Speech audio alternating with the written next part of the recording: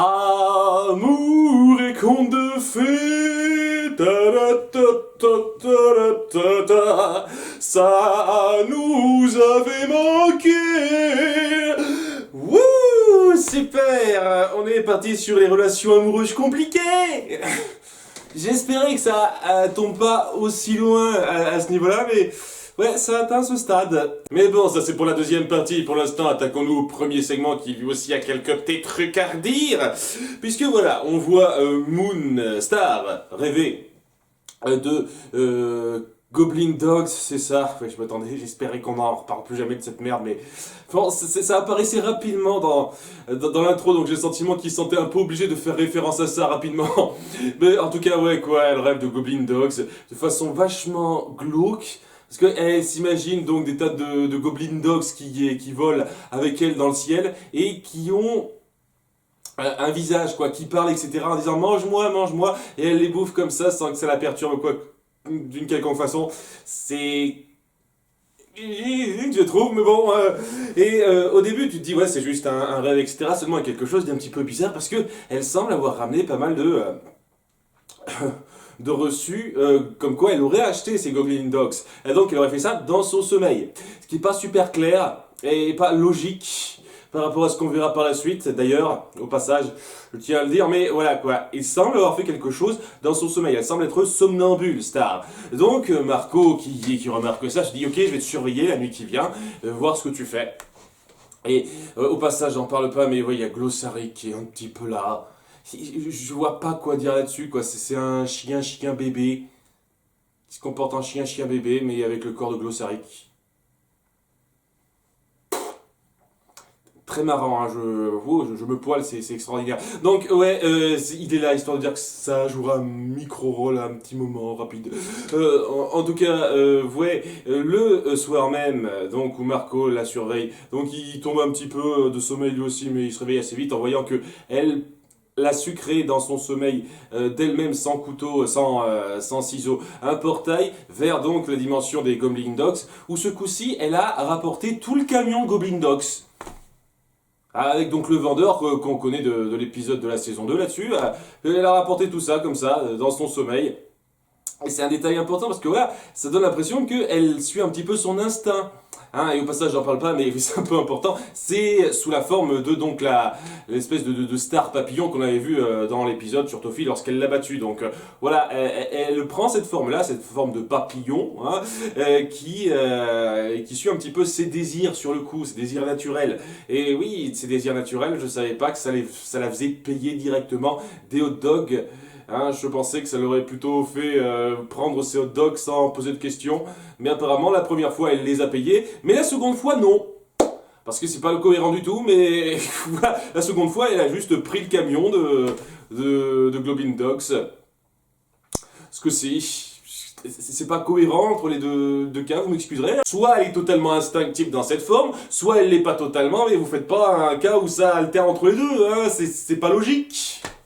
C'est pas logique, enfin bon, voilà, elle commence un petit peu à paniquer de ça, de dire, bon sang, je me transforme en cette version papillon de moi-même sans contrôler ça. Elle va en parler un petit peu à sa mère, et quand je dis un petit peu, c'est rapidement, quoi, elle dit à sa mère de façon un petit peu détournée, est-ce que ça t'est déjà arrivé avec ta forme papillon de pas savoir contrôler ça, etc. Sa mère dit, moi non, ça m'est jamais vraiment arrivé, hein, très vite j'ai appris à contrôler ça, à part ma puberté bien entendu, mais après... ça allait très bien.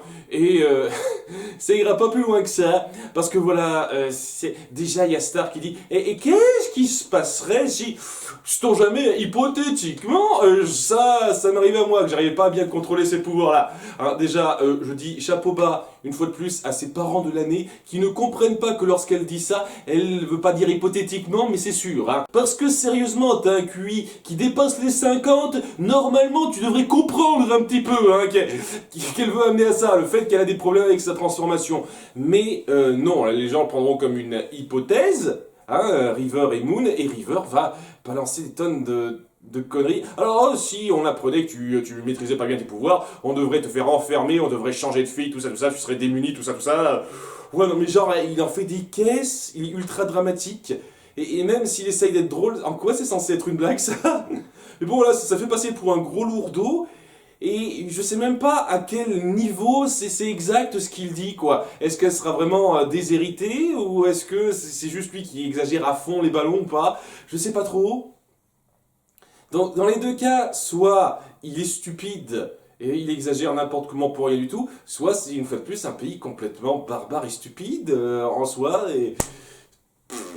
Mais bon, ça amène à ce que Star ne veuille pas avouer à sa mère qu'elle a des problèmes avec sa transformation, alors que sa mère devrait être la première personne avec laquelle elle devrait partager ça. Parce qu'elle connaît ça, elle sait ce que c'est de se transformer. Peut-être qu'elle connaît pas tous les détails, elle n'a pas vécu exactement la même chose, mais elle pourrait quand même la conseiller, l'aider un petit peu à faire ce genre de choses. Mais non, non, une fois de plus, Moon ne doit servir à que dalle.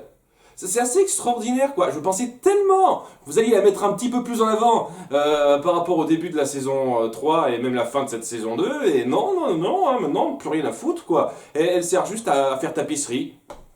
Mais il faut pas qu'elle soit impliquée, parce que si elle était impliquée, j'en sais rien, on aurait plus, on aurait trop d'intérêt pour elle, et ça doit être Star au centre, ou une connerie comme ça. Ça doit aussi servir d'excuse pour amener l'espèce de développement de personnage de fin. Je vais y revenir. Mais ouais, quoi, ça me gonfle de voir Moon être sous-exploité à ce point. Ça me gonfle de voir qu'on force à ce point le fait que Moon ne doit pas participer aux différentes intrigues qui impliquent Star. Alors que sérieusement, si on avait des scénaristes compétents, soit ils essaieraient de jouer un petit peu sur cette relation mère-fille qui a commencé à se nouer un petit peu en début de saison, soit ils trouveraient des excuses un peu mieux amenées que ça pour faire en sorte qu'elle soit pas impliquée dedans. Pas juste qu'elle dise dans l'épisode précédent « Ah, j'ai pas envie de m'occuper de ce problème de racisme, tout ça, c'est pas comme si j'avais vécu une expérience avec un monstre qui pourrait me faire changer d'avis. Alors, il y a peut-être des problèmes, mais oh, c'est bon, on évite ça, quoi. Elle aurait trop peur, donc elle lui parle pas exactement. Donc Moon, elle est mise sur la touche. De façon forcée, c'est gavant, j'en ai plus rien à foutre du personnage, alors qu'il y avait moyen qu'elle soit intéressante dans ce qu'on a montré avant, mais là j'en ai plus rien à branler, quoi. Et elle en est repartie au stade où j'en ai plus rien à foutre d'elle, comme au début de la série. Bravo. Plus rien à foutre de Moon, hein, merci. Voilà. En tout cas, donc, Star se dit, ok, je vais essayer de régler ça moi-même, parce que sinon il y aura des problèmes, donc je veux pas que ça s'ébruite trop. Alors que bon, il y a le mec du stand de Goblin Dog qui devrait avoir des choses à dire là-dessus, mais j'imagine qu'il parle pas trop à Munich. Donc ouais, elle essaye de s'enchaîner au lit la nuit suivante, alors que Marco s'enchaîne à elle également. Et ça n'empêche pas de se transformer en Star Papillon. Et donc de briser ses chaînes et d'ouvrir un autre portail vers l'espace, ce coup-ci, la dimension spatiale bizarre au truc muche dans laquelle se trouve Ludo, qu'on voit rapidement histoire de dire, mais il fait un caméo histoire de dire bonjour, je suis là. Mais je vagabonde dans mon coin, j'attends. C'est apparemment l'idée que ça donne, semble-t-il. Mais histoire de dire qu'il existe encore, Ludo, hein, qui risque de réapparaître. À nouveau, je suis sûr qu'il aura un rôle dans la saison 4, qu'on le verra vers la fin de la saison 4, ça me paraît évident. En tout cas, ouais, il se trouve dans l'espace. Apparemment, n'importe qui peut respirer dans cette espèce de dimension spatiale. Ils réveillent Star et donc ils parviennent pas à se barrer à temps, à rejoindre le portail à temps. Ils semblent donc dériver dans l'espace, mais ils sont sauvés in extremis par Eclipsa, qui leur a balancé une corde pour se rattacher et donc revenir sur Muni, sachant que bon, techniquement, je vois pas en quoi c'était si important que ça qu'elle le fasse tout de suite, puisque Marco est censé avoir ses ciseaux sur lui, donc il aurait pu à n'importe quel moment ouvrir une dimension pour repartir, s'il pouvait pas atteindre ce portail-là. Donc ouais, hein, Eclipsa, ça sert pas à grand chose dans l'absolu dès lors qu'on y réfléchit. En tout cas, ouais, Eclipsa s'est éclipsé de ses captifs. Donc ouais, c'est vraiment une bande de putain d'incompétents dans ce royaume jusqu'au bout, quoi. Les gens qui surveillent Eclipsa sont pas fichus de faire gaffe. Si y a personne qui sait pour le passage secret qu'elle dévoile, qui honnêtement est pas si compliqué que ça à voir, il est derrière un tableau, c'est si compliqué que ça à voir, comme passage secret, sérieusement. Et puis merde, c'est même pas logique, je trouve, puisque ça vient de la salle où dort Star. C'est-à-dire la salle qu'elle peut créer par magie d'où elle veut. Donc comment il y a une espèce de passage entre, je sais pas, la tour où elle se trouve, Eclipsa, et ça, quoi. C'est un truc magique, truc muche. C'est lié de toutes les chambres de la nouvelle porteuse de baguettes sont liées à une tour particulière de Newny magie. C'est quoi ce truc? C'est pas logique quand j'y réfléchis un petit peu. Ah, sauf si on part dans le ta gueule c'est magique une fois de plus. À ce moment-là, ça explique absolument tout, hein. Qu'est-ce que vous voulez? Hein, en tout cas, ouais, Eclipsa l'a sauvé à temps. Il y a Star qui décide de parler un petit peu. Avec elle, seule à seule, pour confier ses problèmes, parce que voilà, sa mère pouvait pas le faire. Elle pouvait pas parler en catimini avec sa mère, c'est pas comme si ses parents avaient montré de façon super claire avant qu'ils étaient prêts à garder un secret pour l'empêcher d'être mal vu et d'être maltraité par la population, quoi que ce soit. C'est un petit peu ce qu'on avait mis en place dans la saison 2, même si elle a un petit peu gâché ça avec son choix de numéro musical à la fin, mais n'empêche que elle devrait comprendre que ses parents serait prêt à garder certains secrets pour la protéger, elle. Hein, non, elle est pas foutue de comprendre. Ça me gonfle, quoi, cette façon dont on évince Moon de ce genre de problème pour forcer cette relation qui se noue entre Eclipsa et Star, quoi. C'est incroyable, quoi. C'est de l'écriture feignante. Je suis désolé, c'est de l'écriture feignante. En tout cas, voilà, ils discutent un petit peu entre elles. Eclipsa lui dit, tu sais quoi, tu devrais peut-être laisser ça se faire plutôt que de vouloir empêcher ça, et va jusqu'au bout de ce que veut ton autre toi, et laisse les choses se faire, peut-être que t'en sortiras grandi. Et elle se dit, ok Star, hein, c'est pas que ça pourrait apporter des problèmes à certains si je me laisse trop faire dans mes instincts, etc. C'est pas comme si dans un de tes instincts que t'as suivi, t'as kidnappé un pauvre gars qui vendait des hot dogs, et peut-être légèrement traumatisé ce type. Non, tu vas pas prendre ça en compte, tu dis ok, je vais laisser ça se faire. La nature se faire, et puis voilà. Et ça se termine là, hein. C'est sur Star qui se dit, ok, maintenant je vais dormir en laissant cette espèce d'instinct, d'insomniaque se faire. Ça se résoudra tout seul, parce que voilà. J'ai rien à foutre des conséquences qu'il peut y avoir, ou quoi que ce soit. On va pas donner suite à ça tout de suite par la suite, hein, puisque après on va se centrer sur quelque chose de très différent, mais voilà, c'est un concept intéressant, vraiment, je ne nie pas, hein, il y a certains développements qui sont pas forcément mauvais en soi. Hein, le concept intéressant que, comme quoi Star a cette espèce d'instinct via sa transformation lorsqu'elle dort, cette espèce de somnambulite particulière qui peut signifier quelque chose pour elle, c'est cool. Le fait que au bout d'un moment, elle décide de laisser ça se faire. Ça aurait pu être plus intéressant, plus satisfaisant si on n'avait pas mis en place que ça pouvait provoquer des problèmes pour certaines personnes autour d'elle.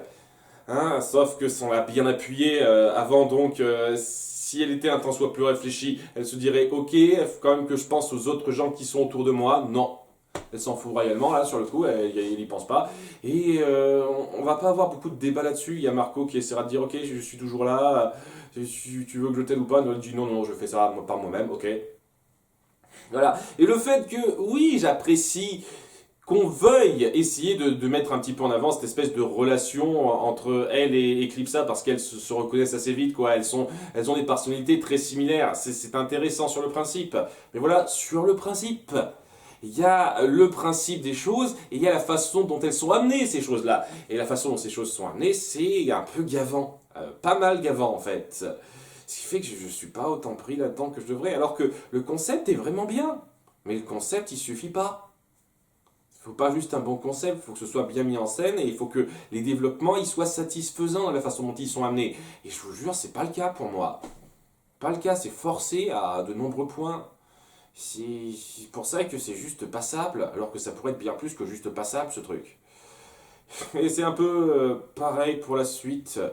À un moindre degré, j'ai envie de dire, mais c'est un peu saoulant quand même. Le second segment, donc, c'est la partie amour et contes de fées qui nous intéresse, puisque on a nos amis qui traînent donc sur la plage des enfers. Il y a une plage dans les enfers, la logique de la chose m'échappe un petit peu, mais bon, hein, magie, c'est pas grave ça. Donc il y a Star qui traîne avec son chéri Tom, Marco qui est un peu seul, et il y a aussi Kelly. Pourquoi Kelly seulement et pourquoi il n'y a pas Ponyhead aussi? Je ne sais pas. Non mais je comprends pas pourquoi Kelly est particulièrement là en fait. Pourquoi ce personnage est ici maintenant, alors que à aucun moment elle a été mise en avant, et pourquoi seulement ce personnage quoi? Pourquoi Ponyhead ne serait pas là? Je veux dire, je suis pas fan du tout de Ponyhead, mais enfin voilà quoi. En tout cas, ouais, c'est à partir de maintenant qu'on commence à donner un petit peu d'importance à Kelly. Et je vous cache pas que depuis pas mal de temps, je me demandais mais pourquoi Kelly était mise en avant à l'introduction alors que elle n'a pas apparu une seule seconde jusqu'à présent. Ben maintenant je comprends, hein, je comprends pourquoi on l'a mis en avant sur l'intro, hein, vu ce qui se passe dans cet épisode. Il y a nos quatre guélurons qui s'amusent sur la plage et il y a Tom et Star qui sont un peu complices dans ce côté un petit peu... où on est un petit peu violent, on aime se battre un petit peu avec les gens, faire des compètes de volley, etc. etc. Tandis que Marco se rendra compte, au bout d'un moment, que Kelly déprime un petit peu. Voilà, et donc, il viendra la prendre à part pour discuter avec elle. Je vais pas m'étendre là-dessus, mais il y a énormément de gars qui sont pas du tout bien amenés. Deux personnages blagues qui sont amenés rapidement, histoire de dire, genre à un moment, il appelle Kelly Marco, et il y a un mec qui sort du sable en disant, hey, est-ce que t'as dit Scully? Non, j'ai dit Kelly. Ah, il y a une autre femme, donc une femme squelette qui sort du sable et qui dit « T'as dit Scully ?» Non, non, j'ai dit Kelly. « Ah, c'est dingue, on porte le même prénom, toi et moi !» Ah, ah, c'est drôle. Si vous voulez. Donc, ouais, ce genre de délire sans intérêt. Donc, il vient parler à Kelly, et Kelly déprime un petit peu. Hein, elle ose pas dire pourquoi, mais bon, assez vite... Elle finit par confier que entre elle et Tad, c'est râpé, c'est terminé, et cette fois pour de bon. Hein, alors, j'apprécie un peu le fait qu'on veuille appuyer que ce genre de relation, on rompt, on se remet ensemble, on rompt, on se remet ensemble. C'est pas forcément bien sur le long terme, mais au bout d'un moment, il faut que ça casse pour de bon. Et donc, ouais, Kelly a un petit peu de mal à accuser le coup, mais c'est encore pire pour Tad, parce que ce qui la gêne le plus, Kelly, c'est que Tad a pas déménagé, il habite toujours dans ses cheveux.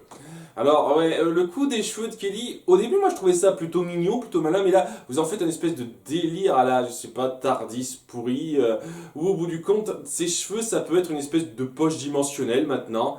Puisque voilà, c'est pas un Tad, c'est pas juste un truc qui vient se rajouter à ses cheveux, il peut vivre à l'intérieur de sa chevelure, quoi. Elle peut rendre sa chevelure tellement grande que Marco peut rentrer dedans et ça devient toute une espèce de galerie, etc. Donc voilà, c'est une poche dimensionnelle, ce genre de conneries, voilà, c'est... Tout ça juste pour dire que Tad était présent tout le temps, et on essaye de dire rapidement, ouais, tu sais, Tad te considère comme son meilleur ami, vous avez jamais discuté ensemble, donc c'est le gag aussi, ça, ha ha ha. Genre, on peut avoir une discussion entre mecs qui sont copains, même si à aucun moment on a un temps soit peu appuyé ça. En tout cas, voilà, Marco veut discuter avec Tad pour lui dire de lâcher un peu l'affaire, en disant que ouais, tu te rends trop malheureux à rester traîné autour d'elle, alors que bon, ça se sauvera pas, ça marchera pas. Alors, Tad est un peu réceptif et il dit ouais, je comprends, je crois que tu t'y connais bien en la matière. Et Marco se dit mais qu'est-ce que tu veux dire par là? Ben, c'est un petit peu ce que tu fais toi-même.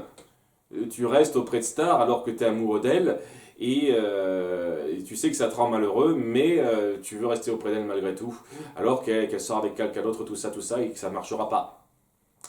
Et ça met en avant le fait que maintenant on a totalement, mais alors là à 100% maintenant, ça confirme totalement que on a juste inversé les rôles. Maintenant, Marco est dans le rôle de Star dans la saison 2. Exactement ça. Parce que voilà, on évoque une fois de plus rapidement Jackie en disant ouais, non, je suis malheureux parce que Jackie m'a quitté. Non, je pense que t'es malheureux parce que tu peux pas avec ta chérie. Et il finit par comprendre que c'est bien ça Marco. Donc voilà, son histoire d'amour avec Jackie, c'est vraiment quelque chose qui a été balancé comme ça une fois de plus. Je sais pas quoi. Durant les saisons 1 et 2, vous avez mis en place que c'est une relation sur une longue durée, quelque chose, un béguin qui dure depuis un certain temps. Et si c'était pas non plus super puissant dès le départ, il y avait quelque chose d'assez notable dans le fait que c'était quand même présent depuis le début, ça. Le fait de considérer cette rupture avec Jackie comme juste un petit inconvénient histoire de dire et c'est juste une excuse parce qu'au bout du compte il est juste amoureux de Star et Jackie ça représente plus rien, ça me fait mal au cul. Ça me fait mal au cul. On mettait en place le fait que Star pouvait pas être avec Marco parce que sa relation avec Jacqueline était assez forte, avec quelque chose de très sincère. Et au bout du compte, ça valait pas grand chose au bout du compte. On a juste eu un demi-épisode, même pas un quart d'épisode où on se centre un petit peu sur leur dernier moment ensemble avant qu'elles rompent. Et puis apparemment c'est la fin, et puis on n'en a plus rien à foutre. Putain, je m'attendais pas à ce que ce soit chiant à ce point en fin de compte, cette scène de rupture, quoi, de l'épisode 7. Ouais, mais bon, c'est chiant en fait. Ça m'énerve plus qu'autre chose maintenant que j'y repense, si c'est pour partir là-dessus en disant que ouais, ça représente pas grand-chose au bout du compte. L'eau a coulé sous les ponts, maintenant ça veut plus rien dire. Ouais, hein, je suis sûr, hein, pour les fans du couple Star-Marco, hein, ça doit être génial, hein, mais pour moi, ça vaut quand même. Ça valait plus que ça. Ça valait vraiment plus que ça la façon dont vous avez pris le temps de mettre ça en place sur 2 saisons, quoi. Hein, balancer ça d'un revers de la main, ça me fait un peu chier, hein, vraiment. En tout cas, voilà, Marco réalise, après avoir parlé à Tad, que ouais, il est malheureux de ne pas pouvoir être avec Star, puisque maintenant elle fricote avec Tom. Au passage, leur relation de couple est totalement montrée à la va-vite. Genre, on montre quelques petits moments ensemble, mais on montre pas vraiment de moments assez forts où ils traînent vraiment ensemble, où il y a une relation assez poussée entre ces deux-là, alors qu'on faisait déjà au moins un tout petit peu ça entre Marco et Jacqueline. Pas tant que ça, mais au moins un tout petit peu ça, mais entre Tom et Star, c'est juste histoire de dire ça existe. On les voit un petit peu ensemble de temps en temps s'il est là, mais c'est tout, ça existe quoi. Donc ouais, ça fait assez petit bras en comparaison à ce qui a été mis en place dans l'épisode 20 de la saison 2, où là vraiment on appuyait totalement le fait que Star vive mal ça, et que oui, la relation entre Marco et Jackie avait quelque chose de sincère et puissant, mais au bout du compte non. Là, au moins, on va pas l'appuyer plus que ça, ce qui fait que lorsque Tom et Star finiront par rompre, ben, il n'y aura pas plus de puissance que ça, et donc ce sera moins énervant qu'après coup, elle traite ça comme si c'était juste une péripétie d'un petit moment, et puis c'est pas grave, on passe à autre chose. J'imagine que ça marchera mieux quand ça viendra à ce moment-là, mais bon, sur le coup, ouais, pas non plus très puissant. En tout cas, ça mène à ce que Marco fasse une petite introspection sur lui-même en voyant les tas de couples amoureux s'embrasser avant de voir Star et Tom s'embrasser de façon totalement parallèle. Hein. C'est presque du copier-coller à ce qu'on avait montré dans l'épisode 20 avec Marco et Jacqueline. Et voilà, il déprime un petit peu. Et ouais, on se retrouve au même stade. Seulement, on va un petit peu faire bouger ça, puisque à la fin, il y aura Kelly qui viendra l'approcher pour lui dire ouais, je comprends un peu ce que tu vis tout de suite, la déprime, tout ça. Elle décide de l'emmener voir une espèce de spectacle un peu particulier. Au début, je trouvais ça un peu bizarre, parce que voilà l'ordre un peu dans lequel ça se passe. Donc, Kelly l'emmène voir une espèce de truc via la plage de lave. Je crois que c'est de la lave, c'est difficile à dire. Et c'est de l'acide, un truc comme ça. Et donc, il y a Marco qui lui donne son manteau histoire de jouer le galant. Ça les rapproche un tout petit peu, ils partagent le manteau entre eux, donc on sent qu'il y a un début de quelque chose.